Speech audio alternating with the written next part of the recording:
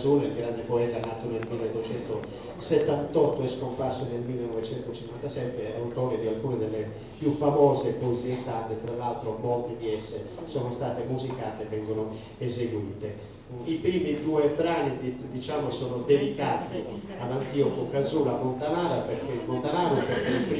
è Est una notte luna e il secondo è Ninna Nanna de Antomistene, cioè il babbo che prende in coa, cioè sulle ginocchia, il figlio Antonio Stefano, e gli canta questa specie di ninna nanna in cui gli augura ogni bene e tra l'altro, tra le altre cose, gli dice anche di amare sempre quella Sardegna che lui ama e che anche il figlio dovrà amare. Per Est una notte luna è una delle poesie più belle, per cui mi permetto, spero che la voce mi consenta di farlo, che sta partendo, però è un omaggio che voglio fare a un poeta, tra l'altro, che io amo tanto, e quindi voi preparatevi all'esame.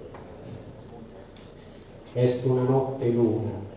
de una lunas de atonzo gialas, chigando due racciaras alla idere andare e speras nuovamente in sa fortuna. A pioppi dudanto dota sadia, paria salerra in sante e in saserra, da solfeo sicaros vestita di antichissimo pianto. Ma ecco il suo sereno avanzare sa notte,